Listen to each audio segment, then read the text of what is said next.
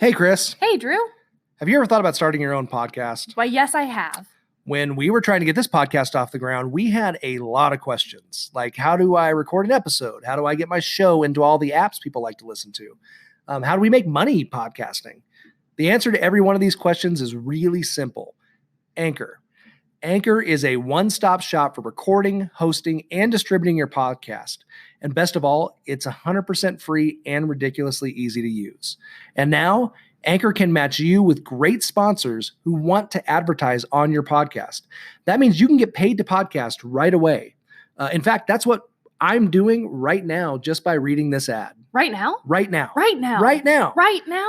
That means if you want to get a podcast going and make money doing it, go to anchor.fm/start. Join me and Chris and the diverse community of podcasters already using Anchor.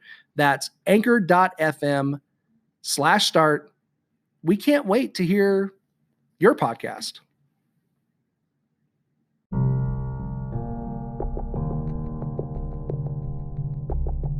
What makes you afraid? Some of All Fear lives at the crossroads between our greatest phobias and the horror movies we love to experience. Part pop culture and part psychology. It's time to find out why we're all so scared of the dark. Whatever, doesn't matter.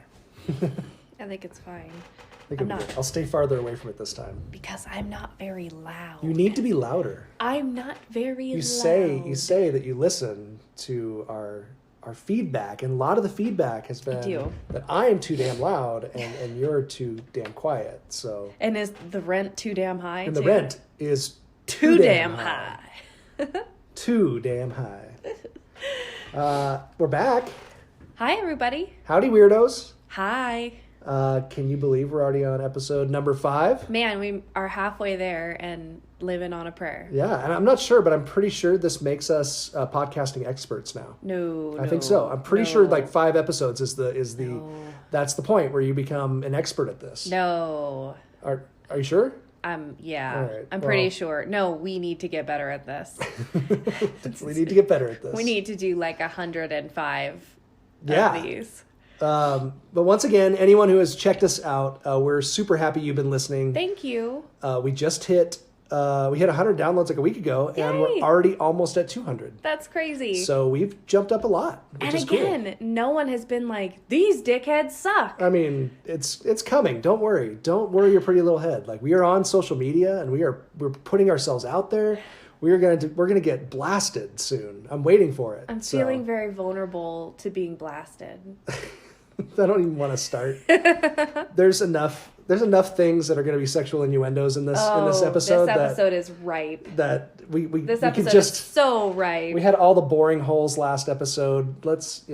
We don't need to get into it yet. There might be family listening and people that that we don't want to know that we're complete and utter crude, like creeps.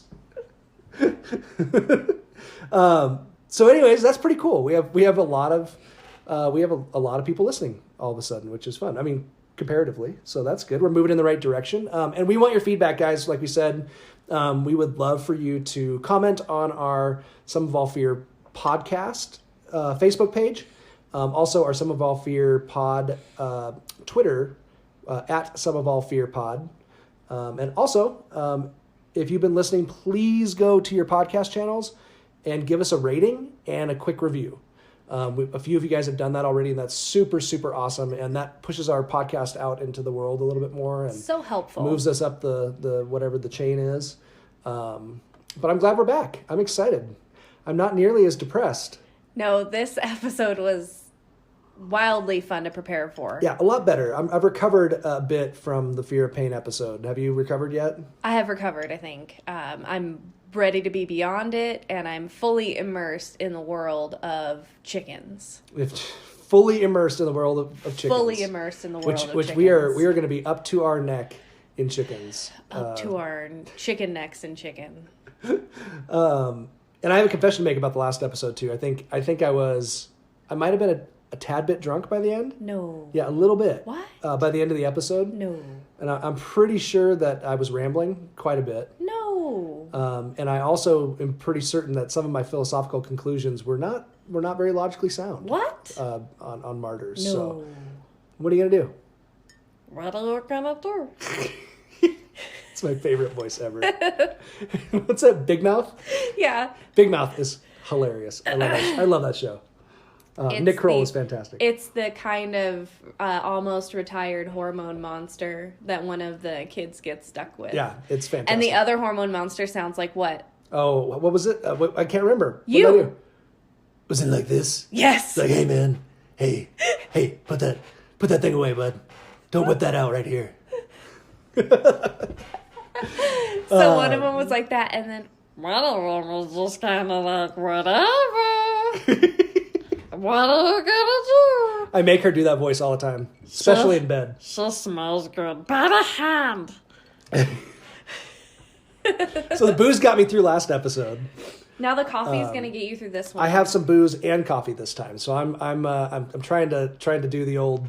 I guess it's kind of like a speedball. I don't know. It's coffee and whiskey. You called it a poor man's Four Loko. A poor man's Four Loko. Sounds about right. But this week, I'm drinking for joy and not for sorrow. Drink for joy! So very happy. Cheers. Because we have fear of chickens, which is gonna be a fun. It's a fun topic. It's really. I'm really quite excited about our fascinating. movies today, and our too. movies were really fun. I'm not gonna lie, I had a lot of fun with this one and kind of exploring the psychology behind it and some personal experiences that we found out that were very close hand. Yeah, some family experiences. What's interesting about this too, and I want to say that I want to give a little disclaimer too. We're gonna poke some fun at phobias and some of this stuff off and on. If you really suffer from this phobia, we are in no way disparaging the fear that you go through when you are dealing with this phobia. But some of these are definitely more lighthearted than for us, talking about them than others. So right. And as he talks about that, I sent him a video clip from an old episode of Maury where a woman with the fear of chickens came on to Maury, and all Maury did was just inundate her with pictures and sounds of chickens, and she was visibly shaking. Horrible. It was horrible. And just Maury Povich is a dick. I'm going to say that right now. I'm going to put my foot down and say that Maury Povich is a dick. Watching that episode was terrible. Yeah, so we are in no way, making light of someone's true struggles. We do encourage you to seek professional help. We are in no way trying to be professionals on this show. We're just really trying to explore all sides of things. And this one tends to be a little bit easier on us, at least, than the fear of pain. Than pain was. So maybe it's because pain was so intense. I don't know. I don't want to discount anybody. I think we're going to make history today, too. Why? By the way, I want to reiterate this again. Maury Povich is a dick. Maury Povich. I don't want to let this slide at all because you need to go to YouTube and check out Maury Povich, Fear of Chickens. Just put that in the old YouTube and check it out because he is like just watching this girl suffer and they're just torturing her. And you can visibly see all the signs of her anxiety and her panic and her overwhelm. And it doesn't even matter what he's showing her on the screen. To me, it just matters her reaction. Like if someone has that kind of a reaction, don't do that. That is intense. That needs to be. Don't be a dick, Maury. That needs to be really. We know processed. she got paid. We know she got paid. I'm sure to be on the show, but that needs I don't think she had any idea what she was going to experience. No. I'm pretty sure they hid that they were going to inundate her with frickin' chickens. That needs to be cool. done in a very safe manner, not in the way that he did it. So yeah, Maury Povich is a dick. That's all I want. That's all I want this to. I just want you guys to walk not away. A therapist. Yeah, with that axiom. Maury Povich is a dick. And I will post. I don't know if he has a Twitter page, but I will at Maury Povich. Dick move Maury. Yeah, dick move Maury. Big time. So back to the history we're going to make today. We're making history right here on this podcast because I guarantee you this has never been done. Oh. Somebody's going to find something on the internet somewhere where it's been done somewhere. But we are going to break down a Troma movie, a Troma entertainment movie, and a Disney movie. What? Back to back. No one does that. No one does that. No one does. Some of All Fear podcast does that. Yes, we do. I am not shitting you, folks. We did that. This might be. I think this is history happening today. That we're gonna do Troma and Disney. Thanks for being a part of it. We're covering the full gamut of the spectrum of movies. So no one here can appreciate the joy that is glistening out of Drew's eyes except for me. Oh, so excited. He's so pumped right now. With good reason. Yeah. How was your week? Did you have anything special going on this week? Not a dang thing. No? Just working, trying get ready for our to trip? get ready. I have a room full of clothes I need to pare down, and eventually I'll wear maybe 3 of those. Yeah, we're going. Pieces. As we mentioned, we're going to New Orleans, Woo! which we're excited about next week. So that'll be cool. I'm excited about that. I'm very excited. I'm very sad about leaving Atlas. Oh, we have a dog. Our dog Atlas gets to get left with a very nice man that's gonna take very good care of her. Yeah. He runs a private boarding company, so I'm very appreciative she'll be in good hands. But it makes me miss them. I know the boys are in good hands because they're with mom. They'll be with mom, and they'll be good. So the boys will be good. What about you? Anything interesting this week? I watched some movies, did some work. I watched finally watched Annihilation, which got a lot of buzz, and I got to be honest, it was good, but a lot of people had it in their like top 10 horror lists, and it's not on yours. I don't know. I think maybe I had gotten too much of the hype. You know how that happens, and then you're kind of like, it kind of kills it for you. It was a high, it was a big budget movie, and it just sometimes those just don't fall. They don't pan out. I watched The Nun, which was pretty creepy, but as far as that franchise, that Conjuring Annabelle franchise goes, it was all right. But Pyewacket, I saw last week, loved it, really good. Yeah, black magic stuff and very like witchy. Was there a lot of screaming demon-y stuff? There was some. I don't remember. You watched something this past week where I had to close my office door, and even through the office door, I could just hear this like screaming, and I'm going, "Oh my god!" That was something else. If anybody I'm on the phone with for work hears this, it's going to be. There are people being murdered in your home. Like, no, everything is fine. My husband's just weird. I get to watch horror movies while I work, and you don't, No. and you have to go into your office and shut the door and drown out the screaming. So that's what I did. I did some of that stuff, and we pounded through some Brockmire this week, which was fun. And I tell you what, you want to talk about a show that starts off comedy and really gets dark in the second season. Dark. Whew. You want to deal some I hope it comes shit. Back up in the 3rd season because I'm feeling real low after that. It was getting low, getting real low. So, but that was it. Is it time to play America's favorite game show? Is it?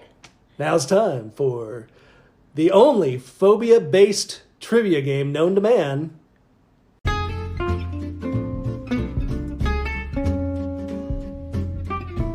What the fear? You say it now. What the fear? There you go. Okay, you have to say it like that. That's right, folks. It's time again for What the Fear. Yeah. You know something I noticed after writing this week's What the Fear? That I will be humiliated further every time that you find a new phobia? I get so much joy in that, yes. But no, that What the Fear is WTF? What the fear? Damn. Question mark, exclamation point. I see t-shirts. Oh, t-shirts, bumper stickers, in socks, hats, underwear, WT fear. As a marketing professional, I'm very sad that I had not pointed that out yet. So I'm very proud of you for seeing that. And there is limitless marketing potential there, as well as pictures of me under your foot, maybe under your boot. Or a heel. Under your heel. Yeah, very dominatrix-like, as you humiliate me further in this game show that you have. Maybe like rubbing your face in a book of phobias. Yeah. Oh, yeah, there you go. What a dick. That would be so much fun. I like it. All right, let's get this shit over with. Okay, let's do this. Okay, ready? I am ready. A taxophobia. A taxophobia. Spell it for me. ATAXO phobia. A taxophobia. A taxophobia. The fear of clocks. Nope. One more try? No. No. Okay. Nope. That was it. That was my guess. Okay. I'm not gonna get any better than that one. It will only go down from that. It's not anything having to do with taxidermy, is it? No. No, that would be too obvious. Mm-hmm. No, it's the fear. No, I've noticed they don't do anything obvious with these. No, Most it's not of these obvious. It's very... stupid freaking Greek words and phobias. One of these days I'm going to put an obvious one in there, and it's totally going to psych you out. I'm going to have so much joy in that, too, but... Be one that we've already covered on the show, and I'll still get it wrong. All right, what is it? What's a taxiphobia? The fear of disorder or untidiness. Now, this takes it up a notch from obsessive-compulsive disorder, where it becomes very specific fears of untidiness. And for instance, David Beckham of $1 Million Foot fame $1 Million Foot has this extreme version of this obsessive-compulsive phobia. He rearranges soda cans compulsively in the fridge. He hides brochures in hotel rooms because he has to see a certain level of tidiness, or else he becomes uncomfortable. So if there's brochures like on the table, like for you to look at, and observe, he has to be completely cleared off. It has to be. I bet you he has somebody. I bet you he has somebody come in and do all that before he gets there. If it drives him that crazy, because he's all rich and shit. He also coordinates his closet by color very meticulously. So really, it goes beyond just normal OCD as a clinician, behavior. I would have to really assess him myself to know if it's more obsessive compulsive or now this kind of like a fear of things being untidy. But it's pretty interesting in the article that I read. That there might be a distinction between those two. Yeah. So I'm gonna have to look more into that. All right, 0 for 1. Okay, 0 for 1. 0 for 1 yet again. 0 for 1 again. This one is super hard. Okay. I might mess this one up so bad. Oh, the actual pronunciation of it? Yeah. Okay, are you ready? Yeah. Okay. Katsaridophobia. Katsaridophobia. Katsaridophobia. Spell that. I may be butchering this pronunciation. It's Katsarida phobia. Katsaridophobia. Katsaridophobia. Katsaridophobia? Or katsaridophobia? Wow. Or katsaridophobia? Katsaridophobia. Maybe I put the wrong emphasis on the wrong syllable. That happens a lot with these phobias, I think. I'm going to say the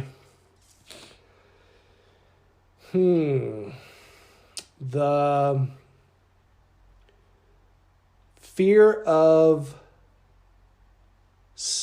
escalators. No.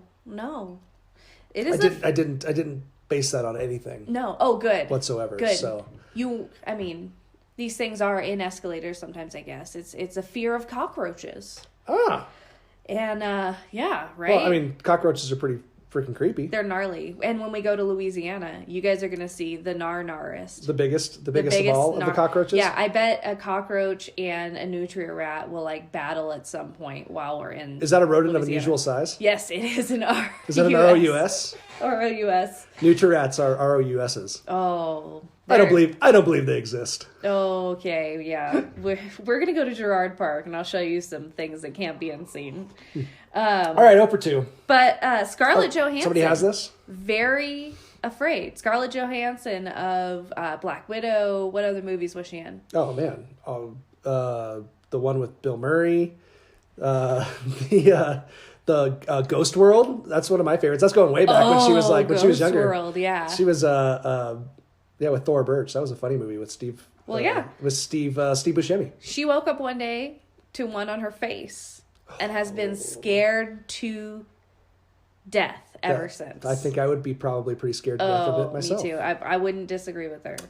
Would not be a fan. Okay. 0 for again. 0 for 3. I'm not. You love. I'm sorry. 0 for 2. What's the third one? You love this goose egg, or is it a chicken egg? That's not even funny. Take it, soak it in. Bark, bark. Bark, bark, bark, bark.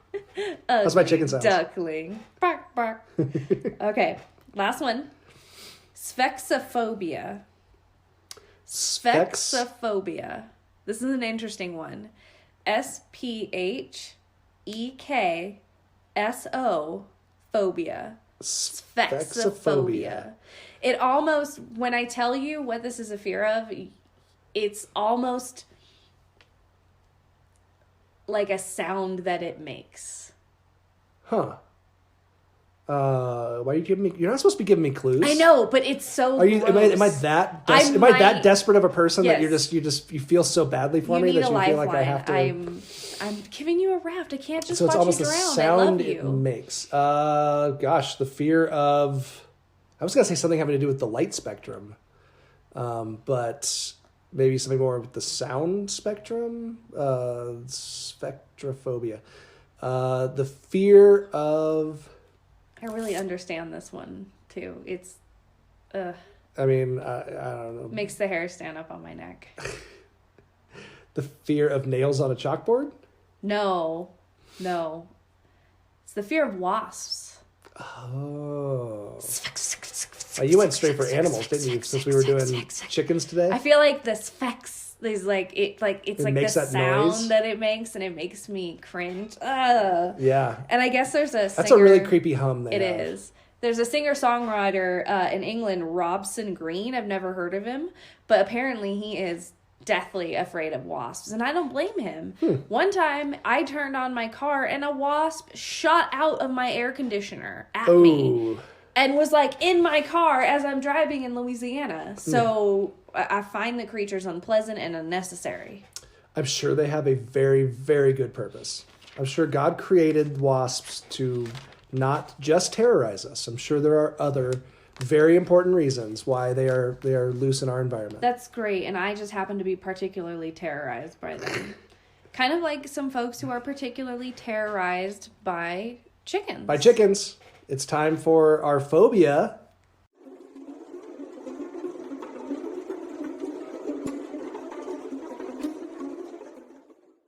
Alektorophobia. Alektorophobia. Electrophobia. Electrophobia. It comes from the Greek elekteros, which means cock. Oh, he's been waiting for that all day, y'all. Or rooster. I suppose you could say rooster. It means rooster. One of the definitions, though, I saw actually did say that it did say cock first, and then said rooster. But there's a lot of cock jokes we can make in this episode, which we will probably because we're well behaved. We are definitely never going to make any of those sophomoric type humor jokes throughout the rest of this podcast. Not us. Never. No. Nay. So it's the fear of chickens, right? And so I'm guessing roosters are kind of thrown into that as well. They're foul. They are foul. And there's a lot of puns we can make too. So many. Gosh, It is ripe. Ripe for puns. I can't even think of any right now. There's some excellent ones. We said that one last time. We said foul and excellent last time. We really needed to step up our game this time. Damn it! We ended the episode. Prepare. We ended the episode last time with those, and I felt like we really should have brought the pun game up. But whatever. Let's talk about this phobia. Tell me about the fear of chickens a little bit. So, again, it's a specific phobia. It's not a common one, and it's often associated with a traumatic first-hand or a second-hand experience. So seeing something traumatic, hearing about something traumatic, our brains have such vivid imaginations and such potential when it comes to creating memories on its own. That this fear can kind of come about without ever having a real interaction with a chicken that's negative.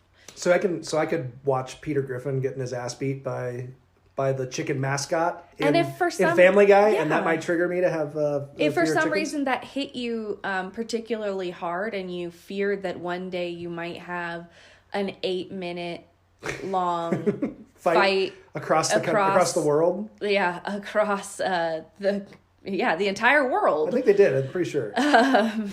Then that could possibly happen. That could trigger. Yeah. So it's not just it doesn't have to be triggered necessarily by an experience, is what you're saying. So it could be triggered by just seeing something, or just having something that or just being kind of creeped out by chickens in general. It's generally kind of targeted more towards live chickens, although I will tell you, I experience a little bit of this with chicken meat. Oh yeah, you're not like a fan. Raw That's got to be a different phobia though, right? It is. It's a different phobia. It's more of a not a germ, but a bacteria phobia, because Well, I'm afraid of getting sick from it. It's pretty nasty. And also the texture is really weird. And somebody in college one time when I was sweating really hard said that my white legs look like defrosting chicken breasts, and I kind of got scarred from that a little bit because people really are mean. People are mean. That's not very nice. I have to cut up all the chicken in the family. You do. I don't like it. It's raw chicken weird. is my I have to deal with it. I'm not a big fan either. I think it's pretty nasty, but I think most people. I don't think most people are like laying chicken breasts on their face. No, like people do with cucumbers. For beauty. I hope not. Oh, that gives me the stomach turnsies. Yeah, I'm pretty sure that achy taco feeling, like, ugh. Yeah, pretty gross. So in other words, as far as the phobia goes, they could be triggered by a number of different things. Right. So the why of why this phobia comes about is not as important as how the mind creates the fear behind it. Right? So a lot of the fear behind chickens is that they are going to attack. Now, that's not entirely unfounded. Chickens are flock creatures. They have an established pecking hierarchy. Chickens are giant assholes. They're kind of assholes. Yeah, they're assholes. They feel empathy for other members of their flock, which means they are likely also to feel the opposite of empathy, which is apathy, right? Wait, so if they're feeling empathy and they just see their flock start disappearing one right after another, do you think that triggers triggering something? I feel like it's not unfounded that somebody might think where'd my buddy go? Where'd my brother go? These guys might notice that their flock is going missing and then attribute that to someone around them and then corner them and attack them and poke their eyes and do some things that are not pleasant. So well, let's break it down a little bit too. I mean, chickens have their beaks are very powerful, and very sharp. They have their talons are very their claws, I guess, talons. They call them talons. Yeah, whatever they are. Talons, claws. They're sharp as hell too. They can are scratch quick as shit. And when they try to go after you, they go for like the face and the eyes, and like they go to like straight for like the jugular. They know where to go. Those dark little beady eyes just stare at you with nothing behind them. It's like the shark in Jaws, which is funny. It's like a doll's eyes. It's like a doll's eyes. Not a sex doll's eyes, like in our Troma movie today. Right? No. And what's funny is chickens are our closest living relatives to like a T-Rex. Right, like dinosaurs. Right. I was gonna bring that up. Yeah. Another thing I wanted to note that's weird about roosters that makes them gross, or not roosters, just chickens in general, that makes them gross and kind of give that disgusting factor is the dangly thing on a rooster is called a wattle. The wattle, yeah. And it's used in displays of dancing called tidbitting. Tidbitting, yeah, baby. And big old tidbitting. Big old tiddo big ditting. What? But so yeah, in this tidbitting display, the wattle, the bigger and more flamboyant it is, the better. And the female chickens are not monogamous. They mate with a number of roosters. And if the female chicken finds one of the roosters' sperm that she has been inoculated with unsatisfactory to her after the fact, she can eject it. Wow. I bet there's a lot of girls who wish they had that power. They can eject it. That's insane. They can. There's a lot of girls at about 3 a.m. Think about the evolution. All over town that would just love to have that power. Think about the evolutionary power behind that, though. Like, oh, I found a better rooster over here. Like 10 minutes later. Never mind. See ya. This one's gone. Yeah. See ya, buddy. I like this one's odds better. Your swimmers are going the other direction. Exactly. That's insane. That is pretty insane. So, So they're pretty. So in other words, so when it comes to mating and to kind of that survival of the fittest type deal, right? These guys, they're pretty high up on the chain. I mean, that means they have pretty. They're gonna end up with the the cream of the crop most of the time. No pun intended. Chickens are smart. They are often used The cream of the coop. The cream of the coop? They're smart, they're used in research of animal behavior a lot because of how intelligent they can be. They also display in the research the same preference for over 100 human faces as humans would have. Wow. So they recognize the difference between faces that they find pleasurable and faces that they don't find pleasurable. And those tend to be similar to what humans pick. Interesting. Well, and you've seen there's always the smart chicken thing, right? Yeah. Where the chicken picks. That's a real thing. Different chickens can choices. Actually do a whole lot. They're very intelligent. Isn't that like a carnival sideshow thing too? Yeah. Like the chicken, yeah. Yeah, and with smart chicken. 25... Wait, that was in Buster Scruggs. Yeah. Right? Ballad of Buster Scruggs, Yep. They were doing that chicken thing. That was a great movie. With 25 billion chickens on Earth at any given time. That's gross. That's 3-1 against humans. So I don't find this fear that the chickens could be plotting a massive uprising entirely. Wait, did you say 25 billion? Billion. Wow. At any given time, there's over 25 billion chickens on the planet. I am, we're going to be digging into this Poultrygeist Troma movie here in a bit. That makes me very afraid. Something else that I am staying afraid. I am staying very Something afraid. else that should make you afraid is that chickens are omnivores, which means they eat meat and vegetables yeah. or greens. So yeah, these chickens might, George Orwell may not have had it entirely wrong. Wrong? Do you think? I don't think Orwell said anything about chickens taking over the world, did he? Animal Farm. Was that Orwell? Did Orwell write Animal Farm? Am I wrong? Alexa, who wrote Animal Farm? I know he wrote 1984. Animal Farm's author is George Orwell. Oh, you're Boom right. shakalaka! I've never read it. I've never read Animal Farm. I've read 1984. Dang. You need to read that. I think I have But it I've never read Animal Farm before. Oh, I've read, it's good. I think in grades in junior high and high school they made us read excerpts, but I never. There's actually read some it. very crafty chickens in Orwell's Animal Farm. It's really scary. But so I really feel like it's not an unfounded fear. Even the ancient Greeks held the belief that lions were scared of roosters, as evidenced by several of Aesop's fables, such as The Lion and the Elephant. Huh. So go back, read those, and you'll notice the lion is always intimidated by the rooster.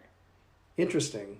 There's a visual of one of I had an illustrated Aesop's fables when I was a kid. I know, you can see and it, there's can't you? they were like boxing or something. Yeah. I think. Yep. Interesting. There you go. So crazy. Well, so a lot of people who obviously this fear stretches. It's not exclusive to people who grew up on farms or in rural areas, but a predominant amount of people who have this phobia did grow up with chickens. They grew up on farms. At some point, they had this like run in with chickens. And I have my family, my mom's side, were all, they were nursery men and farmers and had farms and lived in very rural Tennessee.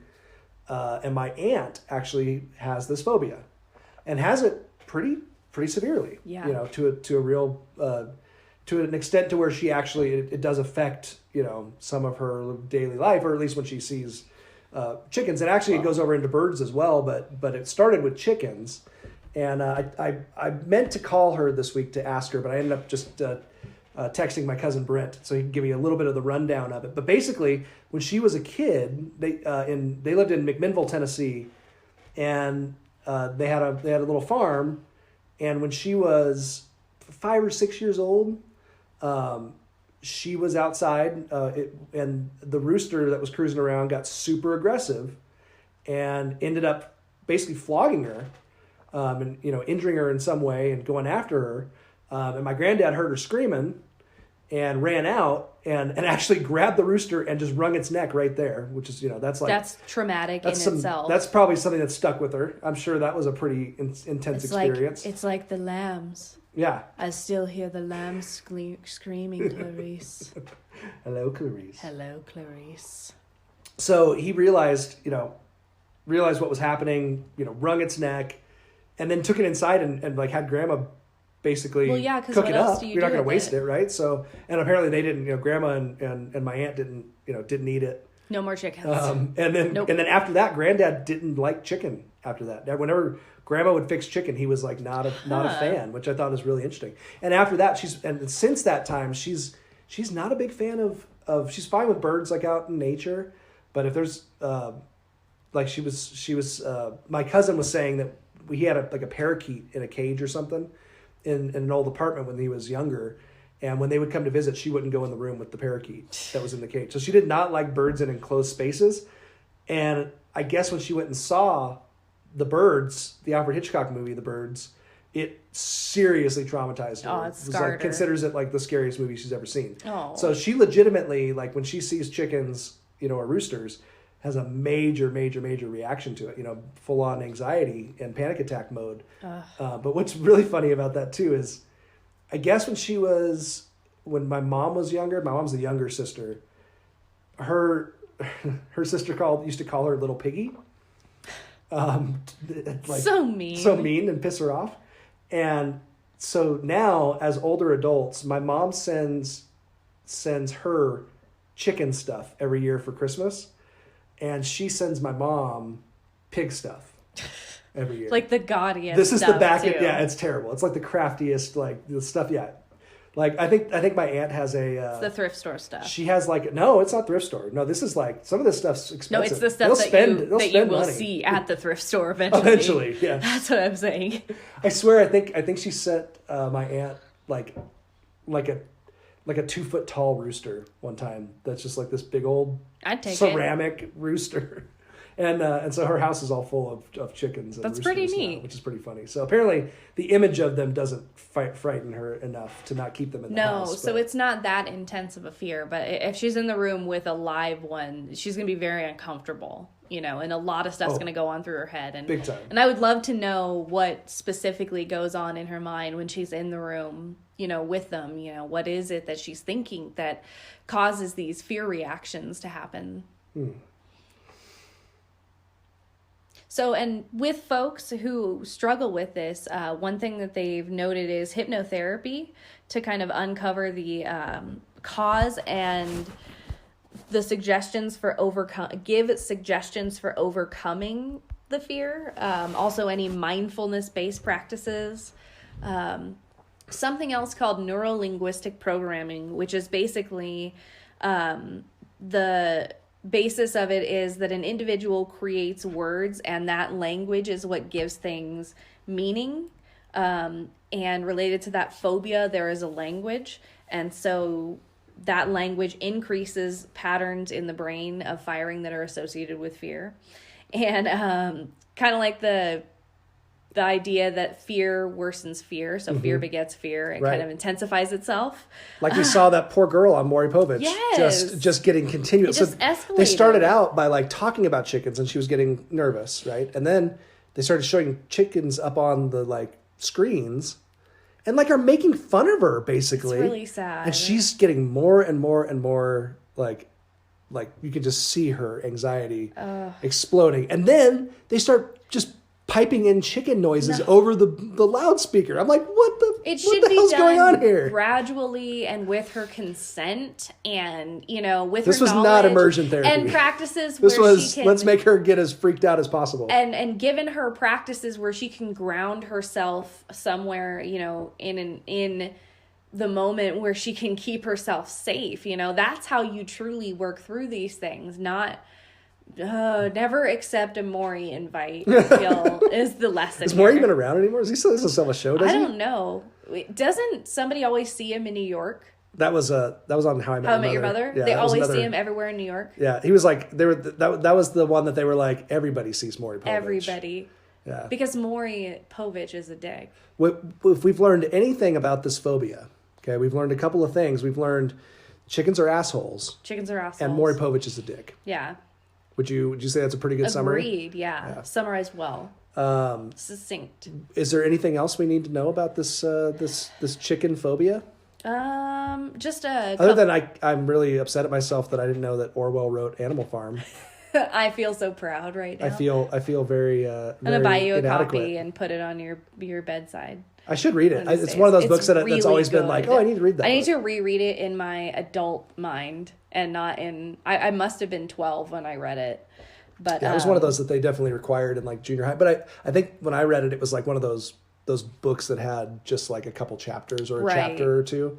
And I remember reading just small parts of it. I never read the actual whole book. So, well, just some fun facts. Actress Shannon Elizabeth of American Pie sexiness fame. The American Pie masturbation scene. Yes, and German filmmaker Werner Herzog suffer from really bad electrophobia.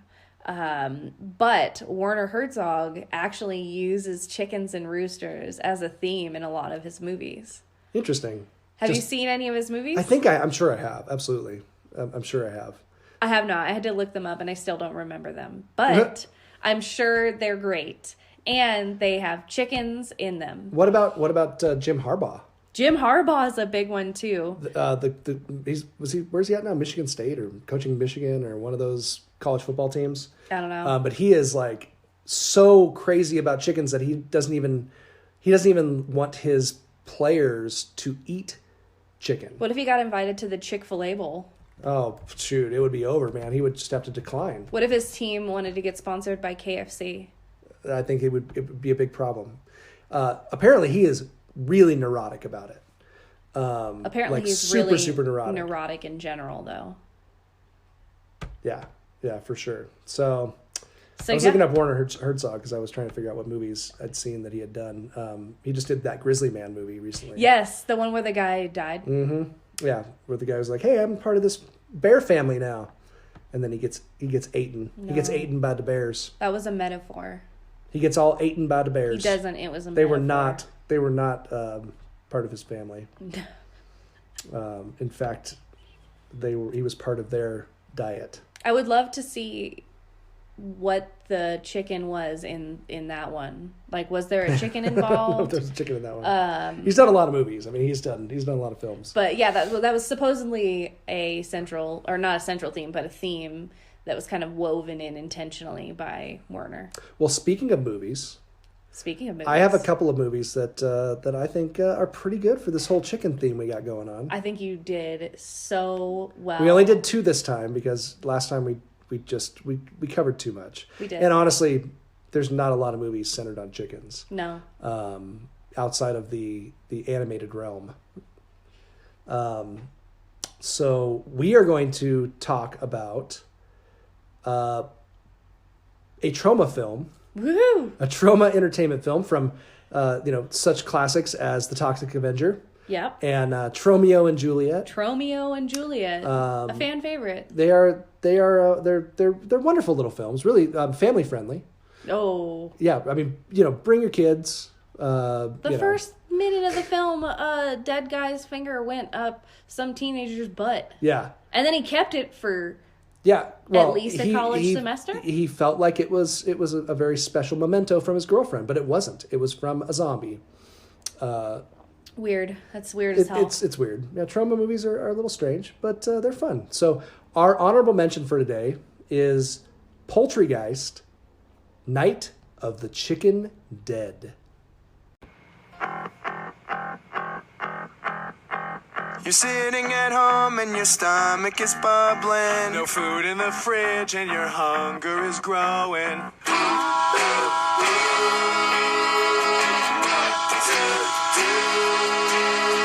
You hop in your car and head straight to get drive-through. Murder with fries described as fast food. You better run, 'cause it's a Poultrygeist. Love keep feeling it. It's Poultrygeist. Lots of killing. You'll be eating alive by zombie chicken tonight.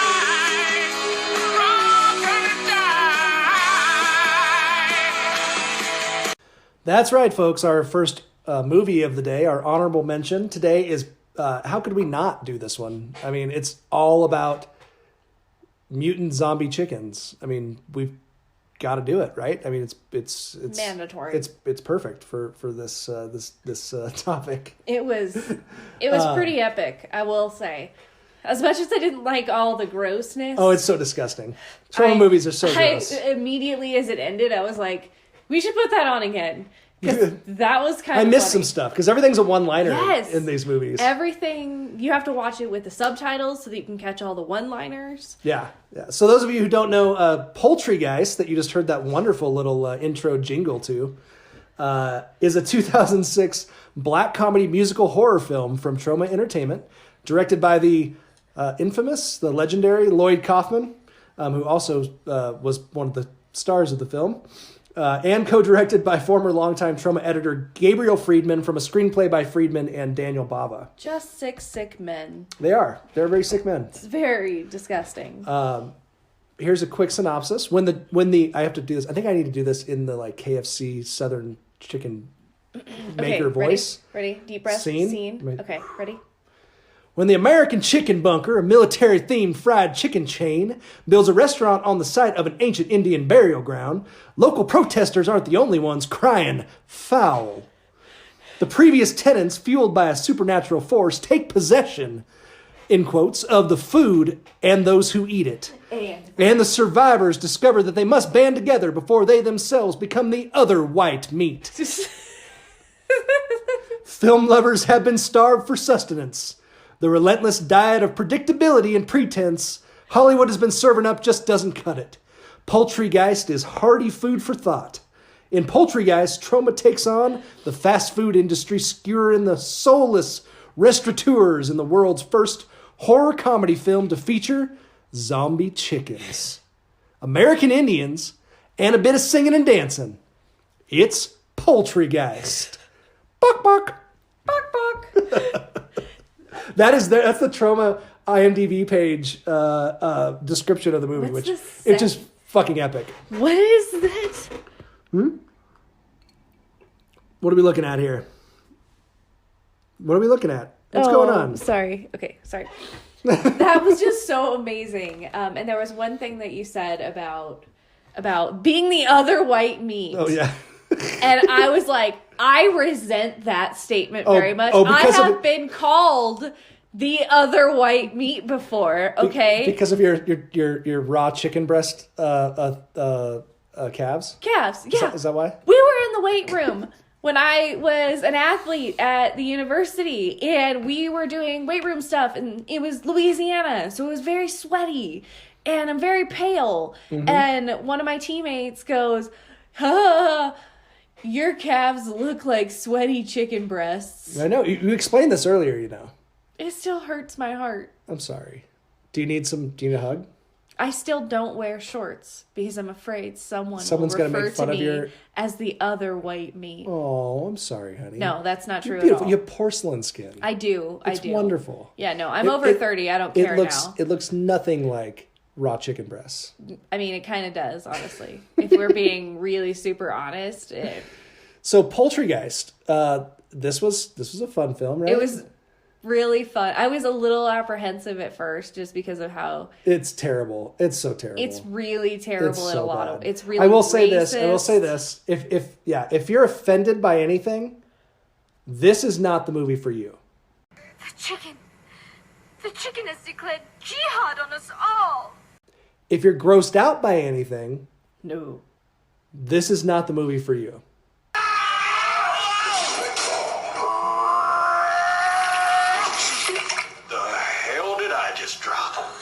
No. However, if you just want to see every conceivable line crossed, no, you don't. It crosses every line. It does. It crosses every line, and the insanely over the top practical effects. It crosses every line and then fucks it. Honestly, yeah, it does. Yeah, it just right in the mouth. Cross every line and then fuck it. Fuck it in the raw everywhere. Chicken mouth, which was the worst part of the whole movie for me. That actually did happen. There was actual sex occurring between a person and a raw chicken, which seems to awaken in you some sort of very, very.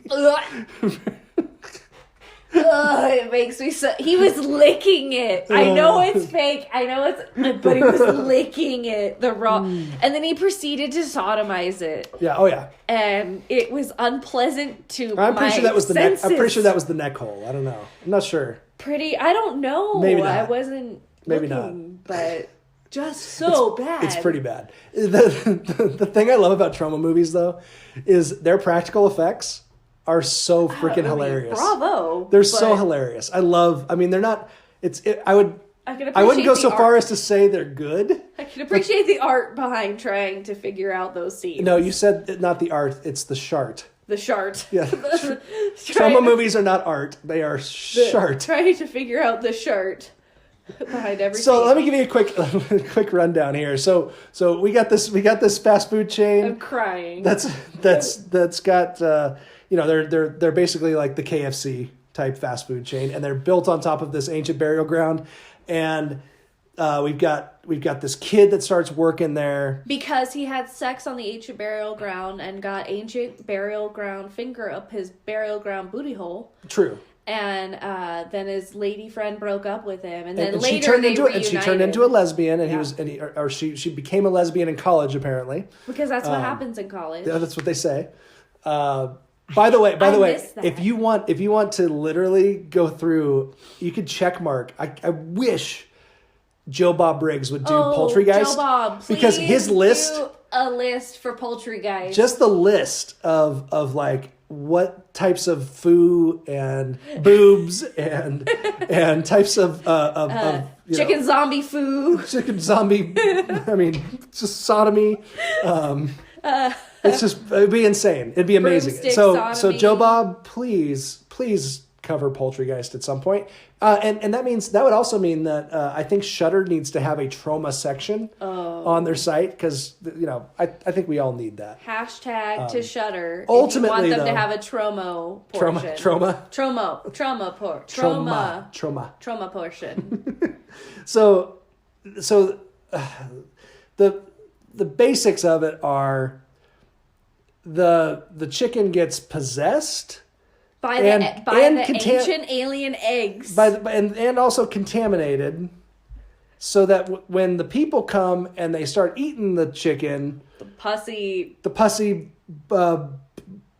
pimple bursting chicken that they look at and they go, and he calls them flavor pods. He calls them flavor pods. This is not chicken you should have been eating. I mean, they all turn into these mutant chicken zombie creatures that are pretty kind of badass. I kind of want to be one for Halloween, to be honest. They're really awesome. I kind of like the chicken. Yeah, the chicken zombies are pretty cool. That was part of the movie that I started to enjoy. The first part of it was like a musical. There was a lot. I don't know what happened. There was a lot of really explosive shitting scenes. Troma's always really good about just the damn chicken. They're just the gross factor is just so high in Troma movies. But there's a lot of chicken. There's a lot of chicken stuff throughout this whole movie. So this was definitely had to be an honorable mention. There's no doubt about it. And if you have a fear of chickens, you might want to steer away from this one because these are some pretty frightening chicken stuff going on. Can you make mention of the lead characters' names, please? Because I thought that was really hilarious. I don't have the lead characters' names. Carl Jr. Oh, you're talking about the Wendy. actual. You're talking about the actual. The names of the characters themselves in the movie. Restaurants. No. Carl Jr. I will pull that up here. Wendy. I'm really bad at this. Paco Bell. Wendy. Hummus. Denny. It's for Denny's. Hummus. Oh, Hamas. And she corrected them as hummus because this is Troma, man. They are literally going to whatever your race, religion, sexual orientation, it doesn't matter. Troma is going to not only offend you, but then reverse the car and run back over you. I believe in my definition. Yeah. Troma crosses the line and then comes back and fucks it. Yeah, it's pretty. And then shits on it probably. Yes, there's a lot of shitting and vomit. Really there's a lot of vomiting. There's so much fluids. I'm really I'm not an emetophobe. We're not. I wouldn't say we're endorsing this movie, but It was really quite fitting in terms of being afraid of chickens. It was kind of a fun It's a chicken invasion. Of a chicken actually invading. Yeah, exactly. Literal zombie chickens taking over. So I would say if there was a movie that would excite your alektorophobia. This would not be one to watch. This would not be one. It would not. I mean, they're in a chicken restaurant. Mm-hmm. You would really want to steer clear. There is raw chicken. There is cooked chicken. There's raw chicken. There's cooked chicken. There's zombie chicken. There's chicken fucking. There's chicken. There's twice fucked. There's chicken licking. Twice baked. There's chicken licking. Twice cheese. There's finger licking.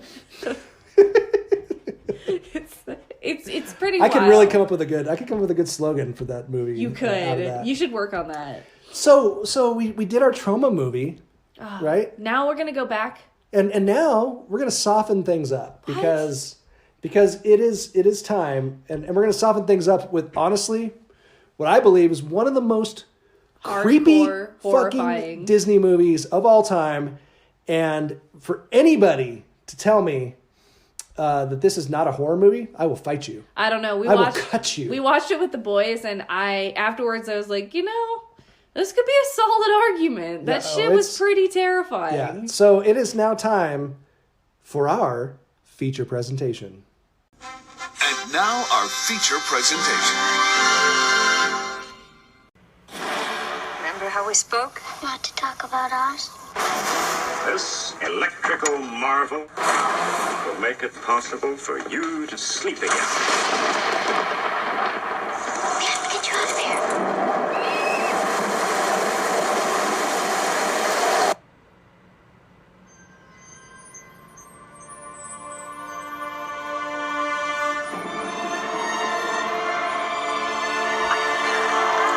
Melina? Who else? How was the Emerald City? What's happened to everybody? She has returned to Oz. Are you Dorothy Gill? They ripped it dust. Bumblebee. I am Tata. My name's Jack Pumpkin. What happened to the Emerald City? No king turned everyone to stone. Well, I'll take my chances back in Kansas. Nobody knows where you are. I believe I'll lock you in the tower till your head is ready. Then I'll take you. I believe you will not.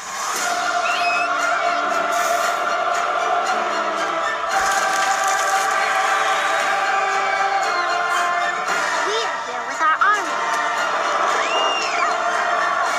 She's more powerful than I thought.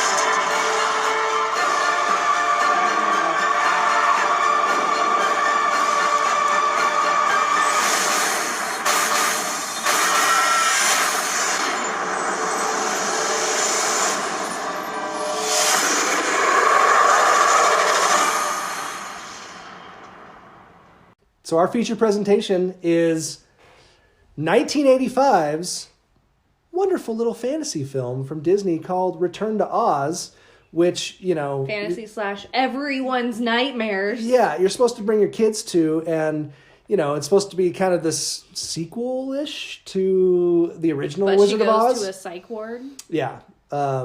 It's called a fantasy film. They say, oh, it's fantasy. I'm sorry, this is horror. It's fantasy horror. It's horror fantasy, whatever you want to call it, but it's a freaking horror movie. And this movie is the pure definition.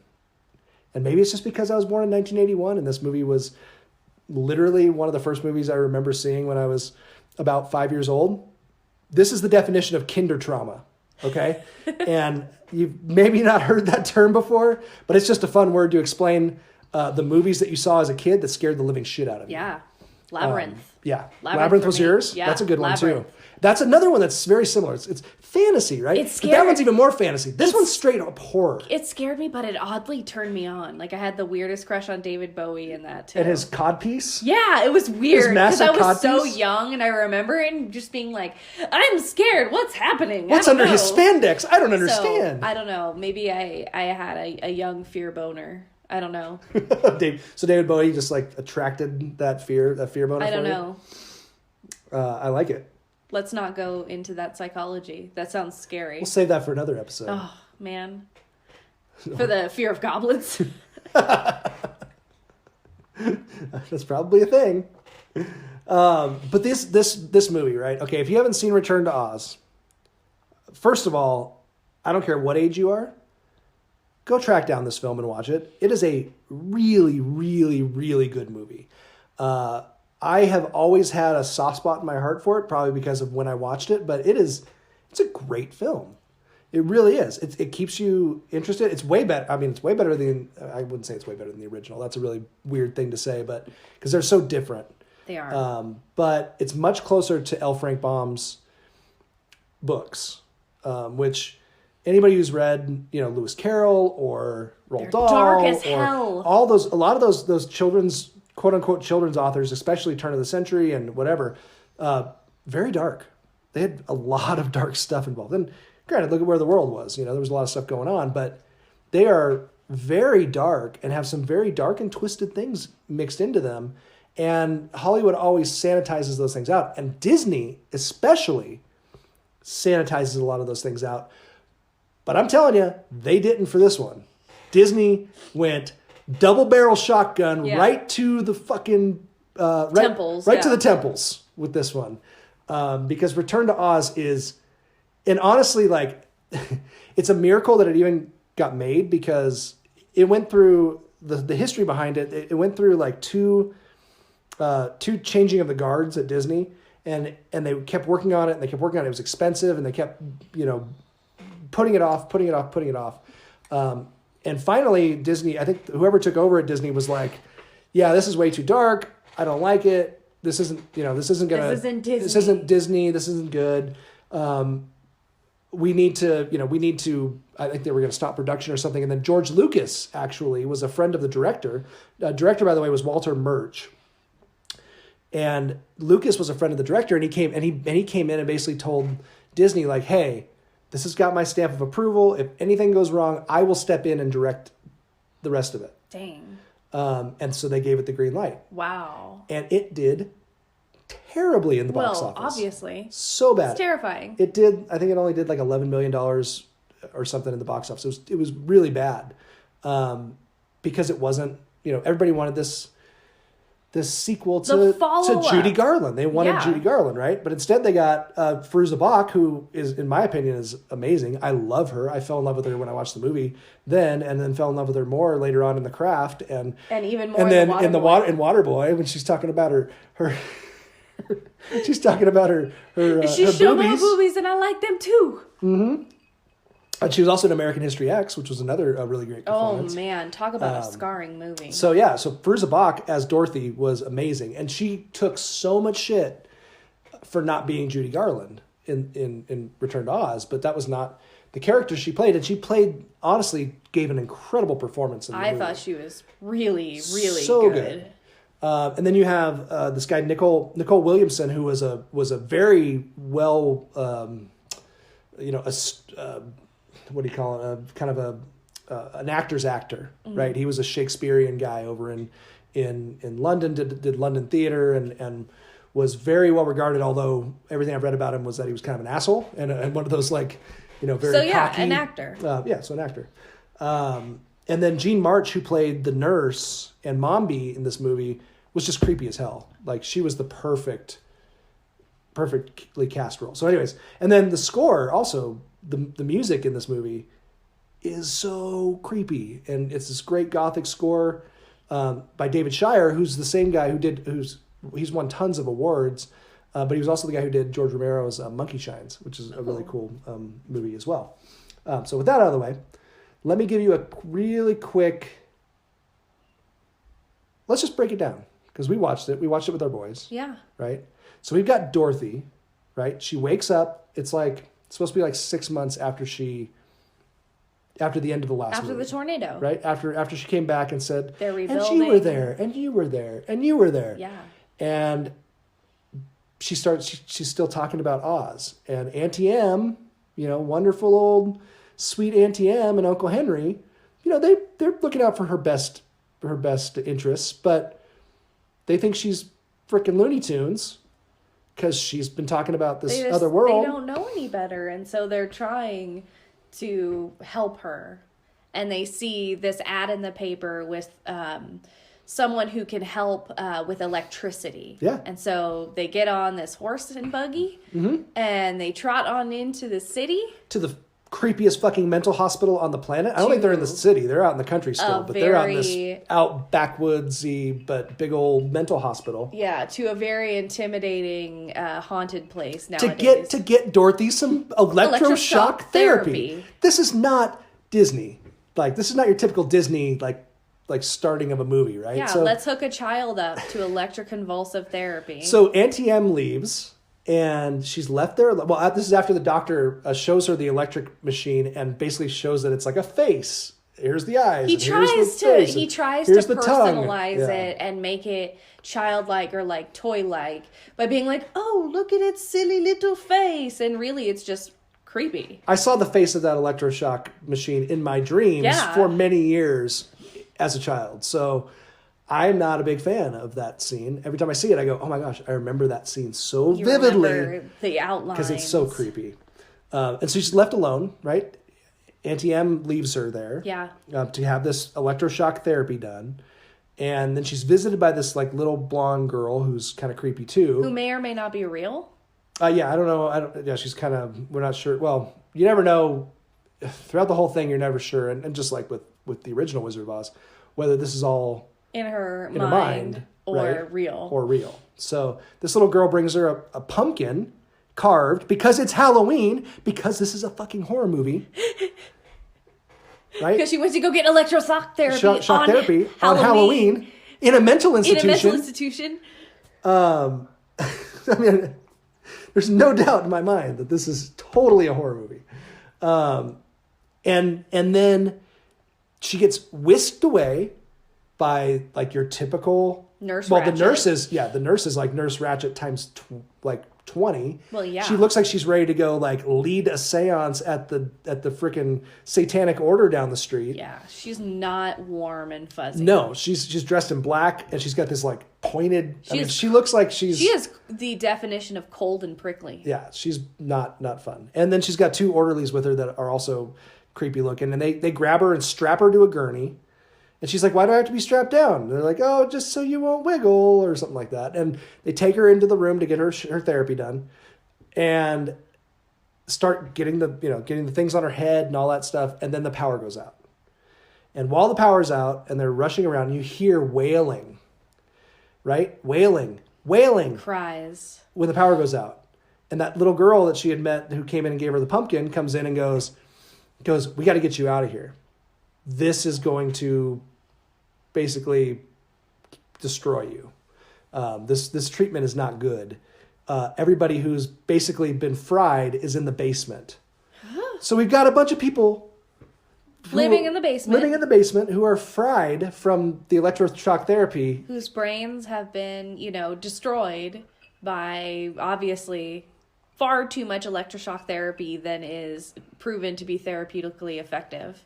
Side note, let's do a little aside here real quick. I know we're probably going to go long again in this one, but I'm enjoying this. I like this movie too much to rush through it. Tell me a little bit about electroshock therapy. Electroshock therapy is still a relevant treatment to this day. I think that will surprise a lot of people. They still use electroshock therapy. Yeah, I mean, it's so modified since back then. We're thinking of the antiquated form, kind of like sticking two paddles on temples and then like ratcheting up a thing. That's not how it is at all. It's very precise. It's targeted at specific areas of the brain in order to treat things like major depressive disorder that has been really, really resistant to treatment before.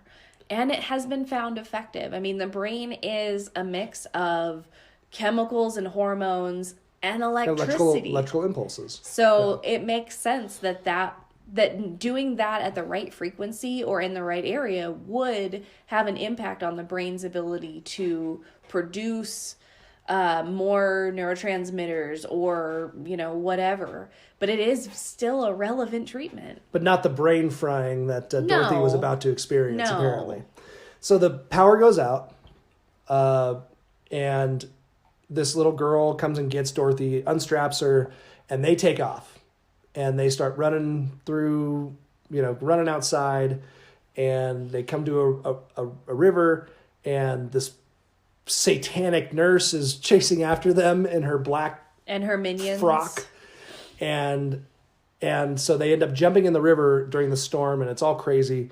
She climbs into a crate to get away. The little girl, the blonde girl, disappears. Dorothy is left in this little crate, and then floats away, then falls asleep on the crate. Whatever, yeah. And then wakes up, and she's in Oz, right? Yep.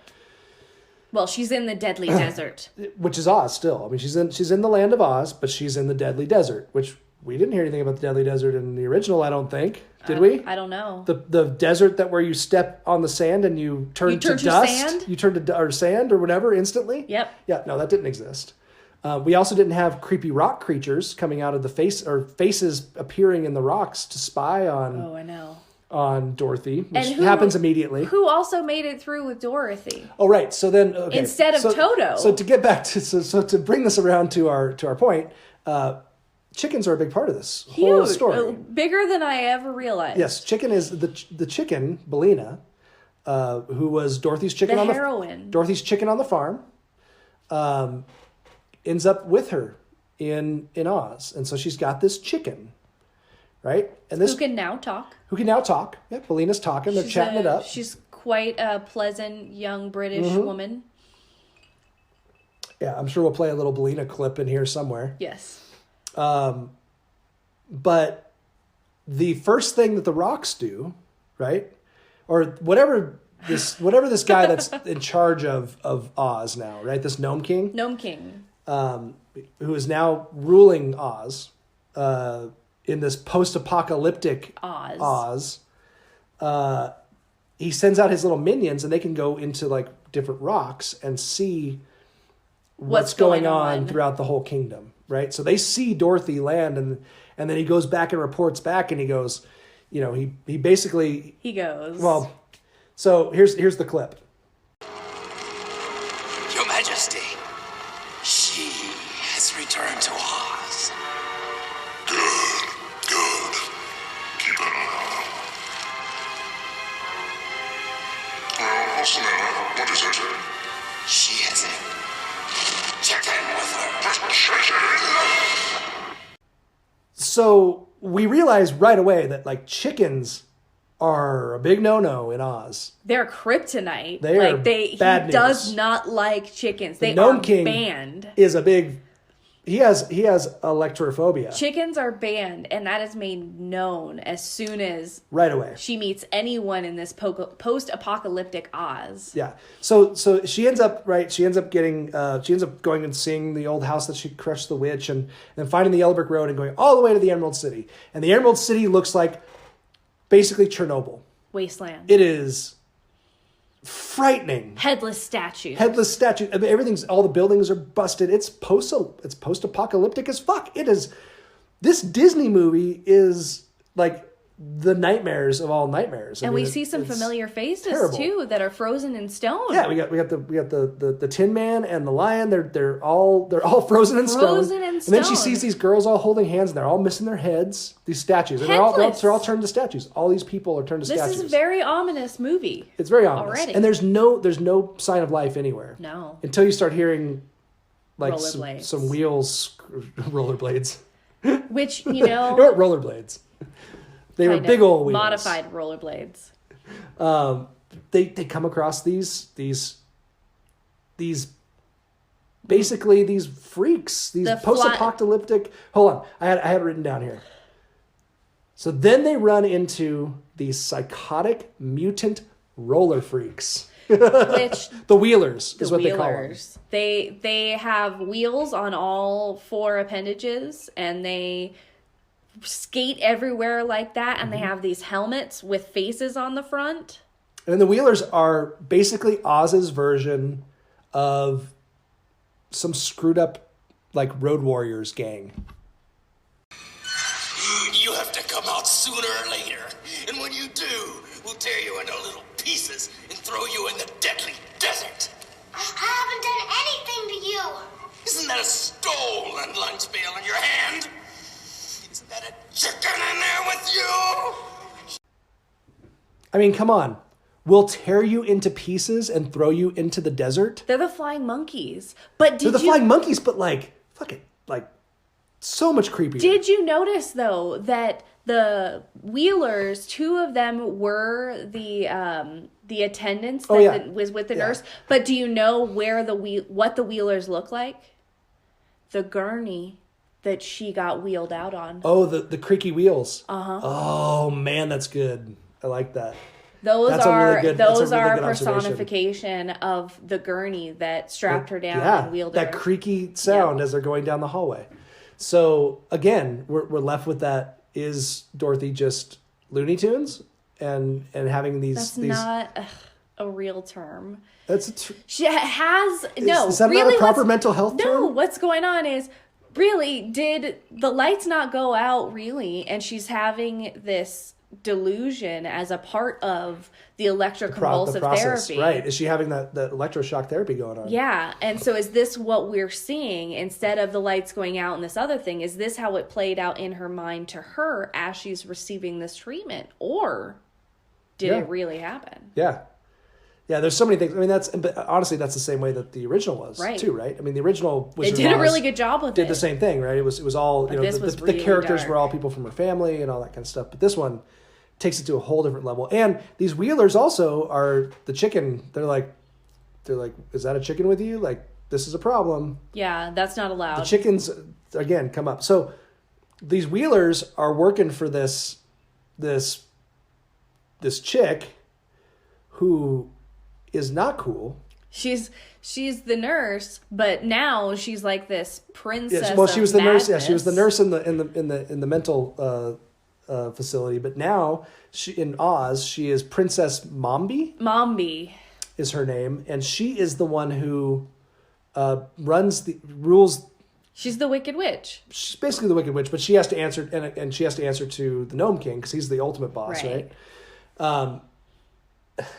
To make a long movie short, before we break down every piece of it, the princess abducts Dorothy. Mm-hmm. There's a scene where the Mombi gets to switch her heads all the time and change her That's her look. superpower? That's like her superpower. Is she takes off her head and wears other heads? That's why all the statues outside were missing their heads?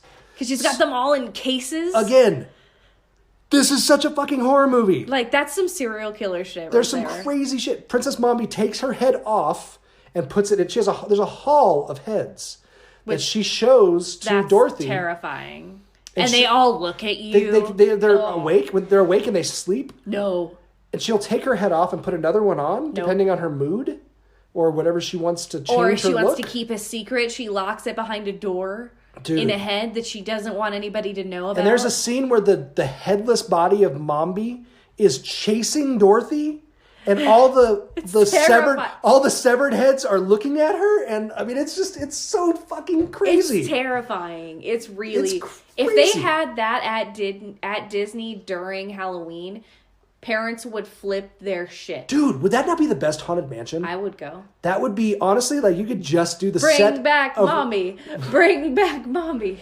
Dude, you could just do Return to Oz in the Haunted Mansion at Disneyland, and it would be the best. Like, that would be the best Haunted Mansion ever. I would go. So creepy. So, ultimately, right, we see Dorothy gets away from Mombi, ends up confronting this Gnome King who lives in the mountain, who is also creepy as fuck, and apparently a cross-dresser too, because he's really into those ruby slippers. Oh, he loves them, and we are not judging him, because I thought they looked good on him.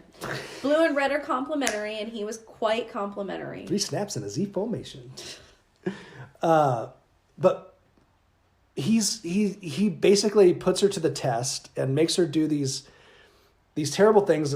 All of her friends disappear, and then when she finally like beats his little test, he just gets pissed off and just starts eating her friends. Yeah, one by one. Like starts pulling them up in the air, dropping them into his mouth, right? But he fucks up because her little friend Jack Pumpkinhead, who I swear to you, he has got to be the basis for Jack Skellington and Tim Burton's It has films. to. It has to be connected somehow. I don't know how, but it's too similar. He's Played by lanky. Brian Henson, by the way, is Jack Pumpkinhead in Return to Oz, who is Jim Henson's son. Oh, that's which I thought was really interesting. Huh. But how could that not be Tim Burton's It has inspiration? to be. Oh, I wish Tim Burton would redo Return to Oz. Can you imagine that? Dude. Tim Burton and like M. Night Shyamalan? No, screw that guy. M. Night Shyamalan hasn't done a good movie in a long time. I know. That's the only horror-ish name that I could come up with. You could think of someone better. Have I not taught you better than this? I can't remember names. How about Guillermo del Toro? We could do Tim Burton and Guillermo del Toro. That would be a fun combination. I think that was the one I was thinking of, but I said the other one, so I'm sorry. But yeah, no. Or we could probably find a lot of other ones that could do a really good job with it too. Like truly impactful. So Jack Pumpkinhead, right? So he's throwing her friends into his mouth and basically eating them, and he picks up Jack Pumpkinhead, who he doesn't know, Bellina the chicken, is hiding inside of the pumpkin, inside of the hollow pumpkin, inside skull. of Jack Pumpkinhead's hollow pumpkin head. And Bellina had a lot of trouble recently with laying her eggs, and the fear literally scares an egg out of her. Oh, that's probably right. You're probably right. Yeah, the fear scares an egg out of her. And so the egg rolls around inside the pumpkin, and as the Gnome King is dangling toilet bowls out of the pumpkin mouth and falls into the Gnome King's mouth and destroys him. And we find out chickens are poison. Chickens are poisonous. They're poison in Oz or to the Gnome King and all of his minions. That's why he was so afraid of them. They were poisonous. They were going to kill him. They're all conspiring against him. Those chicken bastards. So we've got a creepy ass mental institution. We've got like electroshock therapy. We've got like a satanic nurse. We've got creepy ass attendants. We've got a doctor who is torturing patients and keeping them in their in the basement. We've got Oz now, that's post-apocalyptic, right? All of your favorite characters are dead. All your favorite characters are gone. Run by a tyrant. We've got these psychotic mutant freak roller wheeler guys who are creepy as hell. We've got this Mombi who's basically whipping her little wheeler guys in shape all the time. We've got a fiery furnace. We've got friends being eaten. Oh god, the hand. Remember the hands in the rocks? Yeah, the rock pulling the hands. Oh gosh, man, it is so creepy.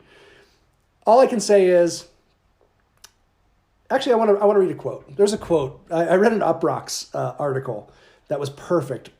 Return to Oz turns 30. This was from 2015, and it was the perfect article about how. Post it. I will post it. Absolutely, will post it. Chris Egertson was the author of this article, and it was great because it basically is saying all the things that I'm saying about Return to Oz, which is that it's the creepiest freaking child Disney movie ever.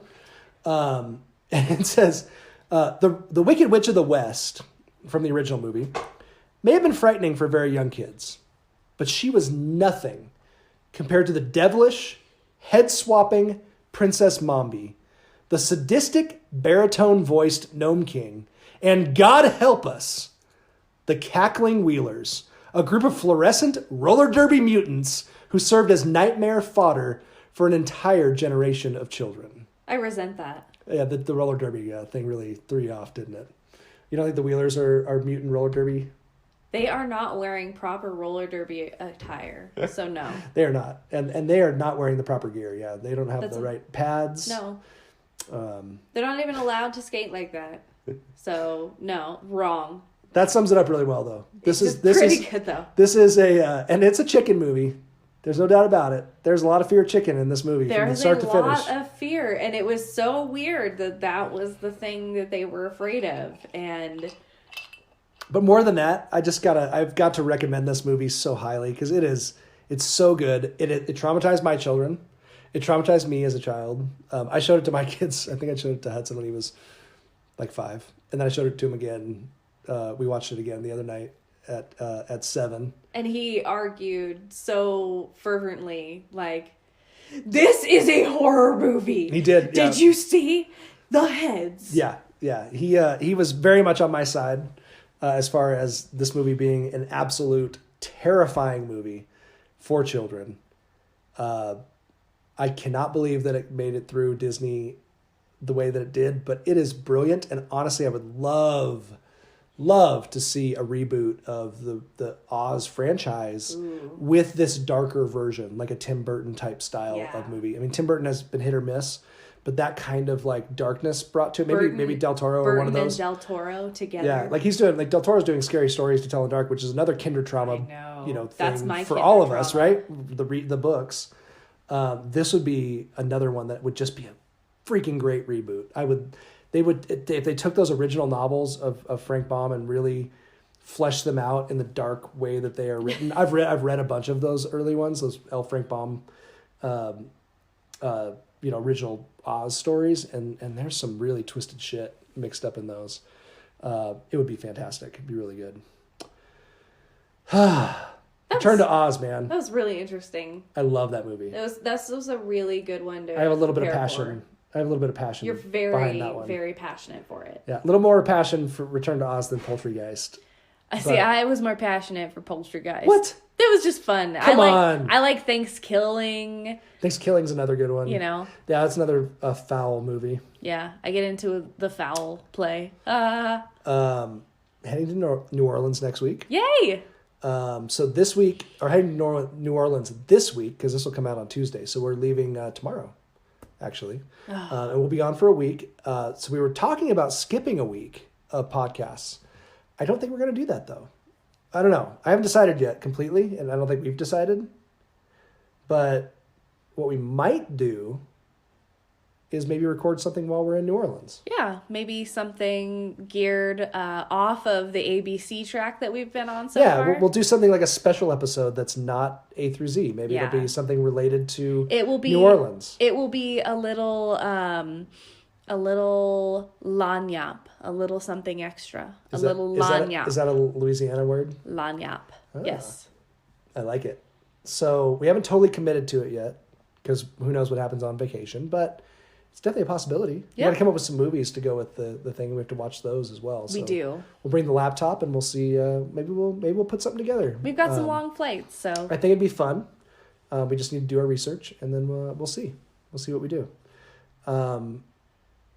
Man, that was fun. I really love that movie. You do. You're so passionate. So passionate. And thank you so much for all the information on Alektorophobia and the clinical stuff involved with that. I really enjoyed this episode. Yeah, this was a lot of fun to make with you. So I guess until next time. Until next time, stay afraid. Stay very afraid.